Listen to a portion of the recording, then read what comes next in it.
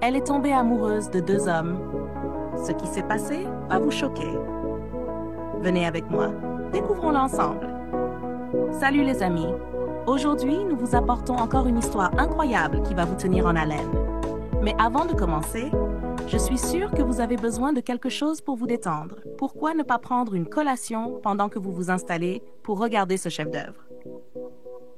Et bien sûr, n'oubliez pas de vous abonner pour plus de films captivants de notre part.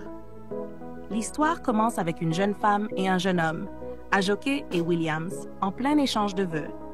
Mais soudain, quelque chose s'est produit. Une femme est sortie et a révélé devant tout le monde que Williams trompait Ajoke avec sa demoiselle d'honneur. En entendant cela, Ajoke s'est mise en colère et a quitté la cérémonie. Williams l'a poursuivie, mais elle s'est précipitée dans une voiture et est rentrée chez elle, anéantie. Le lendemain, Williams est venu la chercher, mais n'a reçu aucune réponse. Pendant ce temps, Ajoke préparait déjà son départ pour Lagos afin de commencer une nouvelle vie. 2 jours plus tard, Williams s'est rendu chez Ajoke, mais sa mère lui a dit qu'elle avait déjà déménagé à Lagos. 2 ans plus tard, Ajoke est descendue d'une voiture avec un jeune homme nommé Stanley. Ils ont discuté brièvement avant qu'elle n'entre dans la maison, pendant que son amie l'observait par la fenêtre, toute excitée pour elle. La nuit suivante, Ajoke et Stanley ont passé du temps ensemble à discuter, boire et finalement s'embrasser. Le soir d'après, après un rendez-vous, Stanley s'est mis à genoux et a demandé Ajoke en mariage. Elle a accepté et ils se sont enlacés avec joie.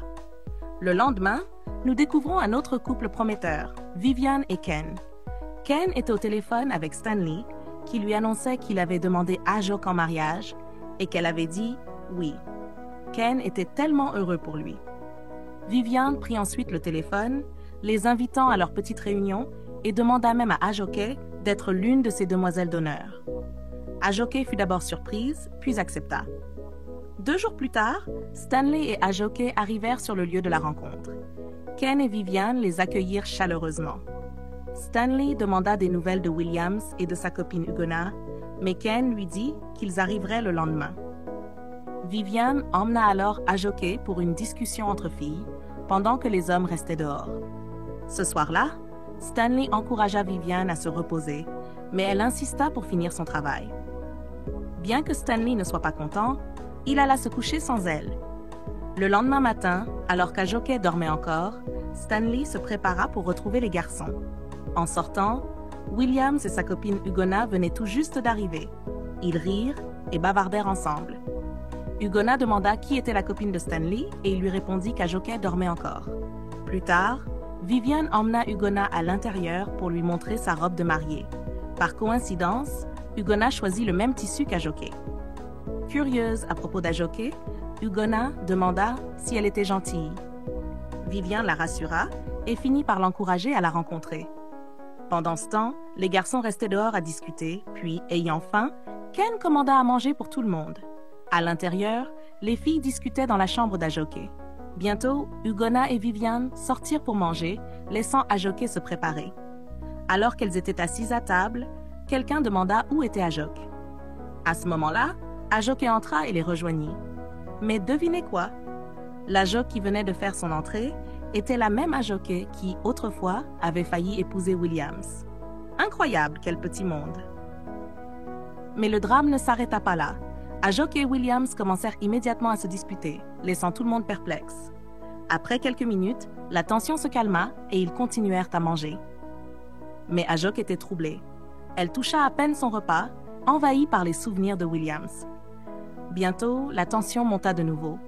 Leur dispute reprit, rendant la rencontre ennuyeuse. Cette fois, Williams s'excusa et s'éloigna. Ajoke, furieuse, se leva également et quitta la table. Sérieusement, les choses deviennent intéressantes. Mais la grande question est, qui Ajoke choisira-t-elle à la fin, Williams ou Stanley? Alors qu'Ajoke s'en allait, Williams l'arrêta et ils recommencèrent à se disputer. Ajoke ne supportait pas le fait qu'il l'ait trompée, tout en continuant de mentir. Ils se jurèrent mutuellement, en face, qu'ils n'autoriseraient jamais leur partenaire à les épouser. La dispute s'intensifia jusqu'à ce que Stanley et les autres accourent pour les séparer. Le même jour, Ken avertit Williams de mettre fin à son conflit avec Ajoke. pour le bien de Vivian. Plus tard, Vivian et Ugonna étaient bouleversés par leurs propres problèmes. Mais Ugonna insista en disant que Williams n'aurait jamais créé de problème si Ajoke n'avait pas prononcé des paroles blessantes.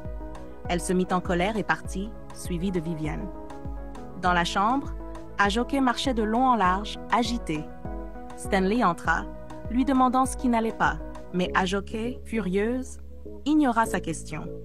Au lieu de répondre, elle tenta de se distraire en rejoignant le groupe. Pendant ce temps, Ugonna alla retrouver Williams pour savoir ce qu'Ajoke avait dit pour le mettre autant en colère. Williams éluda la question, lui demandant pourquoi elle pensait qu'Ajoke était en tort. Sa réponse fit repenser Williams à Ajoke, qui ne l'avait jamais cru. Il finit par prendre Ugonna dans ses bras. Dans le salon, tout le monde était silencieux, jusqu'à ce que Stanley rompe la glace en proposant d'aller tous nager. Ils acceptèrent. Mais alors que les autres s'amusaient dans l'eau, le visage d'Ajoke en disait long, elle n'était pas heureuse. Cette nuit-là, Ajoke ne put pas dormir. Les souvenirs de son passé avec Williams la hantaient.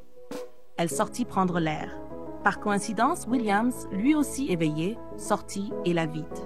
Ajoke voulut aussitôt rentrer, mais Williams l'attaqua avec des paroles dures. Ils se disputèrent encore avant qu'ils ne partent furieux vers la piscine. De retour à l'intérieur, Stanley, qui n'avait pas dormi, lui demanda pourquoi elle agissait si étrangement. Il alla même jusqu'à demander si c'était à cause de Williams, mais Ajoke écarta la question, prétextant qu'elle avait l'habitude de veiller tard à cause du travail. Pendant ce temps, Williams, lui, rentra passer la nuit avec Ugonna. Le lendemain matin, Ken et Williams faisaient de l'exercice dehors quand Stanley les rejoignit. Ken demanda pourquoi Williams n'était pas levé plus tôt et Stanley mentionna Ajoke. Aussitôt, l'humeur de Williams changea.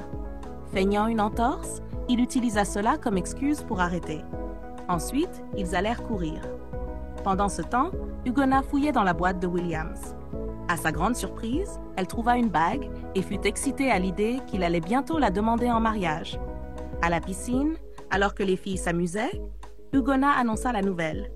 Williams allait bientôt faire sa demande. L'humeur d'Ajoke changea brusquement, se rappelant comment Williams l'avait déjà demandé en mariage autrefois, lui promettant pour toujours.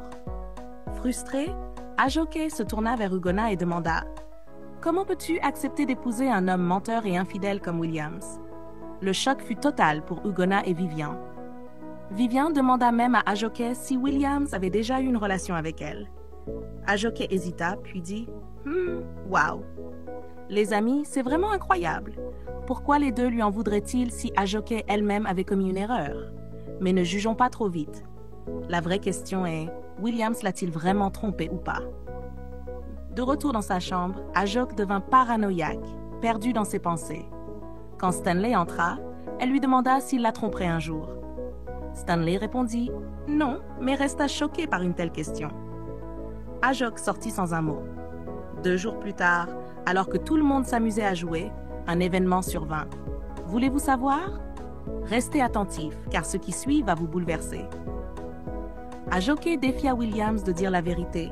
Avait-il déjà trompé une femme qu'il prétendait aimer? Connaissant l'intention derrière cette question, Williams répondit calmement. Non, jamais. Ajoke rétorqua aussitôt qu'il mentait.